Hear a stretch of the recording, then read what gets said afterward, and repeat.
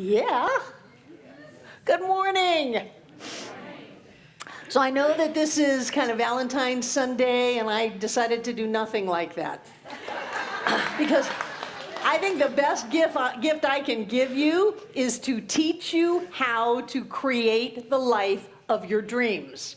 I think that is true love, is to teach you how to have the life that you want to have. You're not stuck with anything. Just because it's never been done doesn't mean that it won't happen with you. We are the ones who determine our fate. We are the ones who decide what our life will be. And I was kind of just thinking inside of myself, what happened to me? Because I caught some fire a couple of weeks ago. It was in my Practitioner 1 class, and the reading for that week was Principles of Successful Living out of the textbook. And I read that and I went, oh my God, I love this stuff. I love this stuff. And I was looking at it this week. I love that chapter and I love the next chapter, mental equivalence. And I love the next chapter, the law of attraction. I remember when we had the law of attraction class when the movie was out and everything was a buzz, and I held up the textbook and I said, this has been in this textbook since 1926. We've been talking about the law of attraction. So I've just decided to go for it. I know. And I looked at that section of the textbook and I said, what is it about this that has got me so excited? And it is the part on spiritual mind healing, but this part is called the practice of spiritual mind healing. It is the how-to part. And I like the how-to part. All of the lofty concepts are great, but I want to know how to put it into action. I want to know how to use these teachings to be able to have the things in my life, the experiences in my life, the circumstances in my life that I want. I want to be who I've come here to be. I don't want to play small, and I don't want to wait forever for it to happen. So what are the tools? How do we practice this thing called spiritual mind healing? You got to go back to the basics just a little bit. We start off with the idea of oneness. There's only one. I can know that God is in this place because God is all there is. Spirit is all there is. There's only one. And so everything must be a part of that one. But remember, it's not separated into individual parts. Take a deep breath. It is actually the whole totality of everything and more at the point of whatever that thing is, whatever that person is, whatever that experience is. You are not a part of God. You are all of God as you. You are the farthest reaches of the universe. You are the beginning of time.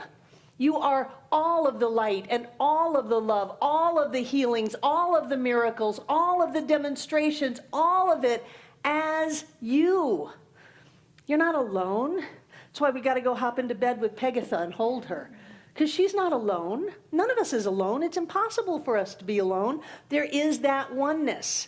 And because there is that oneness, then when it comes to us, because we're not just a little part of the divine, we are all of it. Wherever it comes to us, we move into this feeling, this experience that says, I have the power of all creation in me, as me, is me now. I am the one that can create anything, anything, anything. No matter what the appearance is, no matter what the circumstances, I have the power of all creation at the point of me. Wow. My word in the circle was power, because this teaching gives you the power to be able to live the life you want to live. But it doesn't just, you don't go down to the 7-Eleven and buy a package of power. It's in you. And the way that we let it come through us is with our thinking. That's why our motto in Science of Mind is change your thinking, change your life. I'd added on to that, change your thinking, change your life, change the world. Let there be peace on earth and let it begin with me. If we want to experience change in our world, we have to change ourselves, and we change ourselves by changing the way we think, the way we see life, the way that we experience all that is. So what is this idea called mental equivalence? Well, first of all, it's mental. So it's going to be in the realm of mind, thought, belief, that kind of thing. And it is equivalence, which means it's equal to.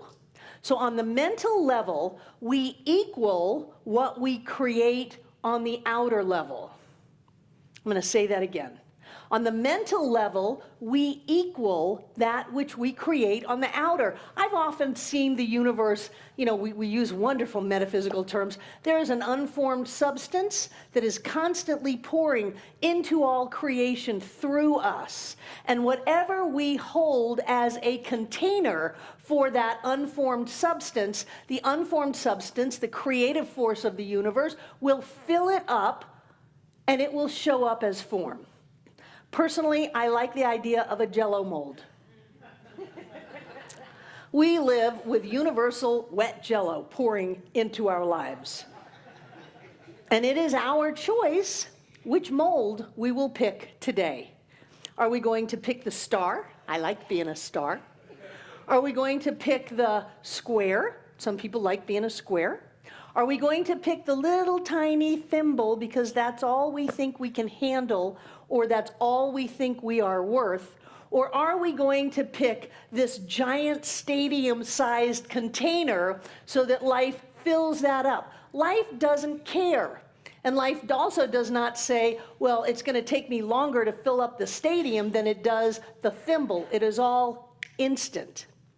We create within ourselves, in the realm of thought, a container that the unformed substance, the creative flow of the universe, then fills up. And that must pop out into form. I love the Jello mold. Pop. And there it is. Those of you who are of the Jello mold age. Other than that, in the realm of quantum, there are infinite possibilities and probabilities awaiting our observation. When we observe, through our thinking, a possibility or a probability, then that, through the level of quantum creation, collapses into form, is what they say. It's like there's these packets, infinite packets all around, just waiting for us to look at one, like kind of with a tractor beam, but there's no motion involved. And as we see it, we get it. It collapses into form, no matter how out of the norm it may be, no matter whether or not it's ever happened. This thing about it's never happened. So how did we evolve to the level that we are without having things that have never happened? Otherwise, we'd be one-celled amoebas swimming around in a universal goo. We had to have regularly things that have never happened.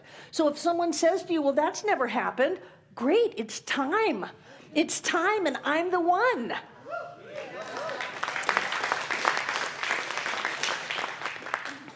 We create within our thoughts the mold through which we create our lives.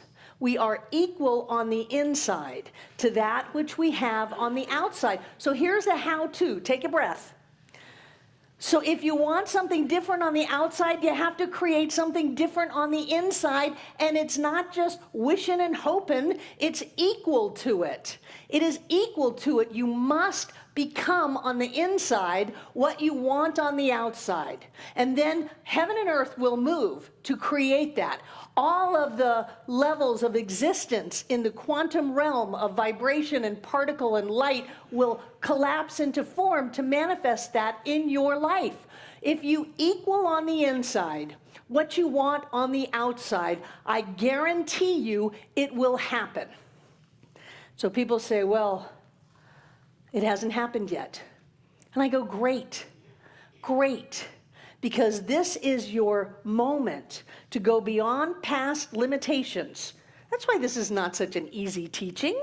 Geez Louise, we ask you to change the way that you look at the world. Change your beliefs about how life is. Shift the thoughts that you've thought for decades to have something said that says, I, Charles Joseph Swimwear, am going to the New York Fashion Week this week, and I have 40 models making my presentation. Yes, we're all going to be able to say, we knew you when.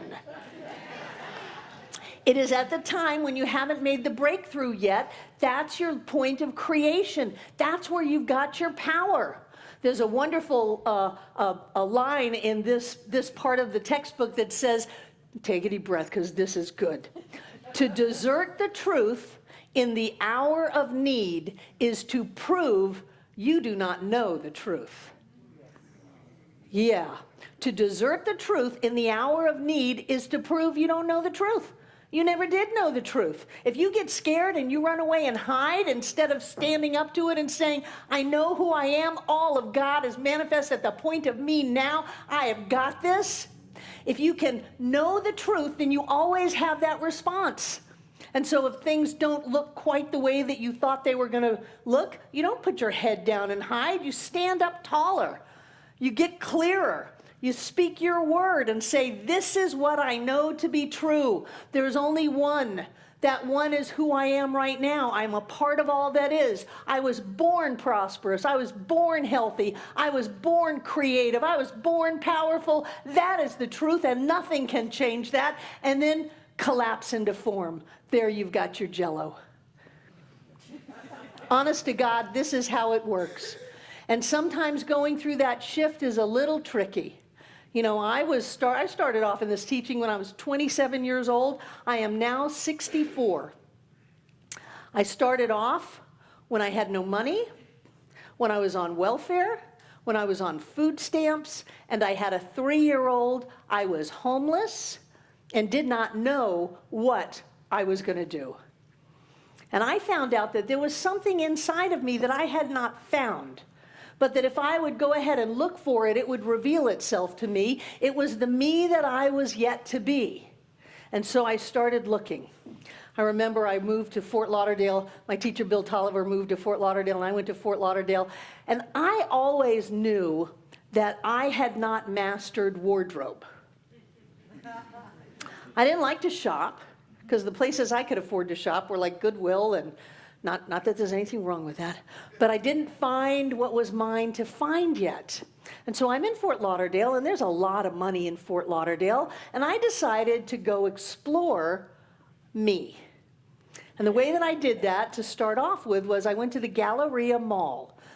My life was cut off old blue jeans, flip-flops, and a tank top. And so I got myself to the Galleria Mall. Probably by then I was kind of sweaty and sticky, and went into the most expensive clothing store I could find.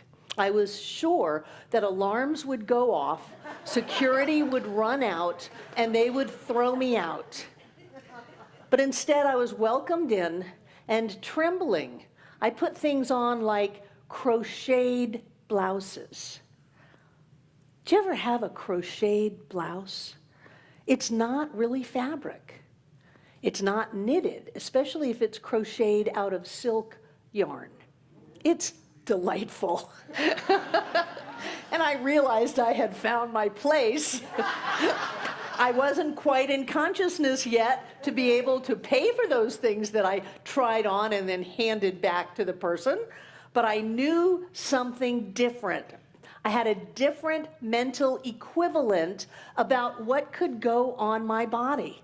And I didn't stop there. I went into the car dealers. And I sat in cars. You know, they will just let anybody in and let you sit in the car and breathe the smell of new. New car has a smell, and I like it. And so I sat in the car dealers, and I pretended, and I played, and I got this sense that I did not have to be driving around in an old blue Datsun that backfired, and I would have to pray over it every time I turned the key. I didn't have to do that. I could have a different reality. And then I went and I started walking the docks. I walked the sailboats, I walked the yachts. And you know, they came out of their boats sometimes because I was 24, 25, 26, I found this teaching when I was 24, 40 years ago. By then, I was about 27. I came out on the docks and I had cutoffs and tank top and flip-flops, and they came out of their boats and they had cutoffs and tank tops and flip-flops on. And I said, oh my God, that's me. I can have this life.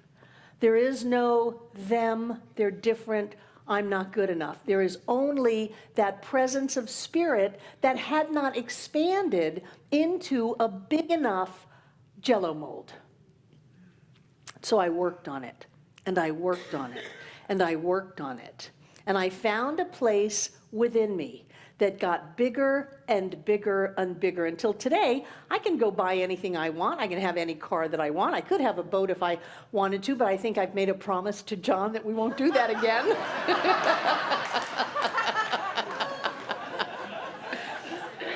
I can get in a plane and fly somewhere, take a couple of weeks off to Costa Rica where we're going to go in a couple of weeks. I have that life now because I made a mental equivalent inside of me. And that's where the power is, that you have the ability to form within yourself a holder, a container for the creative process of the universe to pour itself into as us and then manifest as our lives. This is how it works. It's all coming through us. It is not coming to us, although next week I'm going to talk about the law of attraction. It's language. And so I want to give you some ideas. If you have someone in your life, maybe not anybody in this room, that annoys you, consider getting a bigger mental equivalent.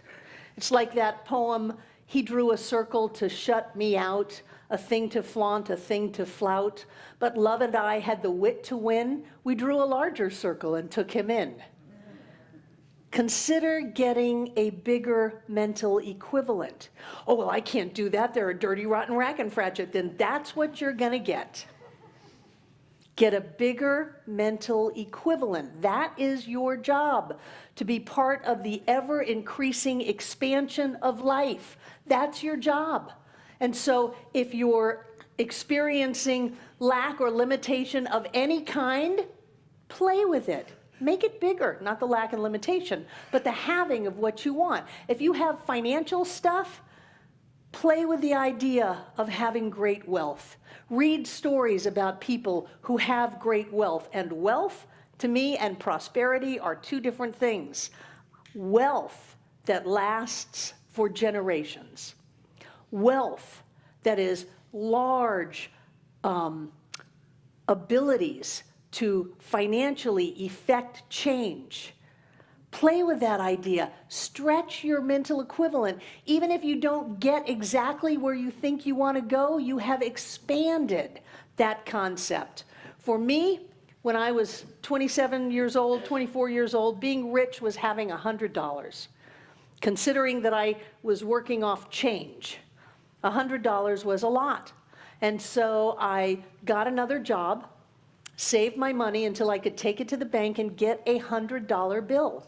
And I put it in my wallet, and to this day, I carry a $100 bill. Not for what it can buy me, because I can buy way more than $100, but to remind me that that was my focus, to go beyond, I've got to scrape up change to get on the bus, to, I have $100. I can do anything I want. At that time, I didn't want anything more than $100. So I had that. What is your $100? Is it expensive sheets? Is it taking a trip? Is it ordering off the menu without checking the prices? If you go to a really nice restaurant, there are no prices. Is it being able to see the people in your life as supportive of you instead of trying to get you? Is it knowing that opportunity opens to you, that you are divinely guided and directed to know what to do when the time is to do it, and every door is open to you, your way is made clear? Boy, that is a way to live life. That is a mental equivalent that expands your experience of life. What we do in this teaching is we treat, practicing healing through spiritual mind treatment. We treat. And that concept of treating, every person in practitioner class goes through, is not doing anything to anyone other than themselves. The practitioner treats the practitioner. The person doing the treatment is treating themselves. Treatment doesn't do anything to God. Well, I'm going to convince God because I'm doing a really good treatment and I've got these phrases written down and this is going to be the best spiritual mind treatment in the world, so God's going to give a listen and give me what I want. That's not the way that it works. Why do some people's treatments get answered and others don't? Because some people are completely in alignment with the knowing of what they're treating about. And some people are still trying to work a deal with God, trying to get something given to them, chasing after something they don't believe is. That is our work. Our work is in our heads. To embrace the idea that says, I am a part of all that is. I have everything already. Doesn't matter if they say it's impossible. Doesn't matter what it is. I have that already. And my job is to be in complete alignment with that come hell or high water. And then I look at that and go, to desert the truth in the hour of need is to prove that I do not know the truth. I know the truth. I know it. And so in that knowing, I'm going to get crystal clear. I'm not going to shirk away from what I want. I'm not going to give up on my life. I'm not going to give up on me. I'm not going to give up on you. I'm going to stand tall and go for it, to know the truth like I've never known it before. If God is all that there is, then everything is right here and right now awaiting our focus. What are we focused on? I want to be focused on health. I want to be focused on happiness. I want to be focused on riches and wealth and abundance and joy. I want to know for Jen that it doesn't matter what people say she can and cannot do. She can do whatever she wants to do. Lynn Villa walked in this room today. She can do whatever she wants to do. And she, because she's been a little bored over the last month being in comas and in hospitals, is offering free treatment sessions to anybody who wants them. Come call her, set up an appointment, come see her. She is saying, I'm going to live my life the way I want it. I'm going to have the life I want because I know the truth and I'm not giving up on it. Don't give up on it. The whole world is out there. Somebody says boo and they crumble. Do not be that person. There is something inside of you that you are constantly creating and opening and holding, that all of life, all of God, all of the universe is pouring itself into. And it doesn't matter what it is, as long as you've got the mold, it's going to fill it. And then it will pop out. And you'll call it a miracle. You'll call it a demonstration. People will call you lucky. But we know the truth, that we equal the life that we live. And if we want a different life, we will find it within us to expand in consciousness and equal a greater life. And then the only thing that can happen is the universal Jello of spirit pours itself in us and pops out into form, and so it is.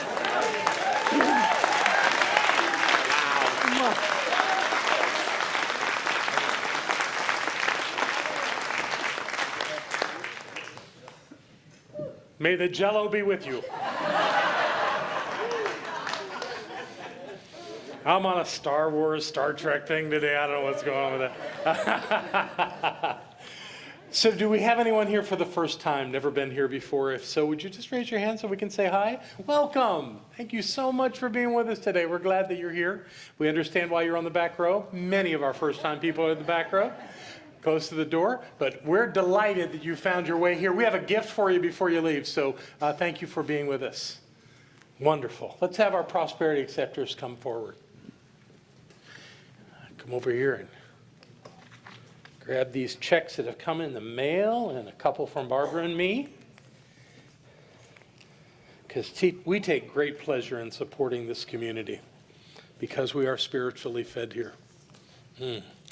And my guess is you are too. So knowing that the presence and the power of the one is right here, right now, we celebrate.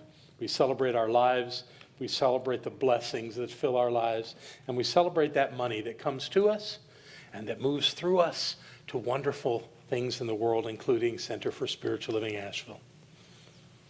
We are grateful.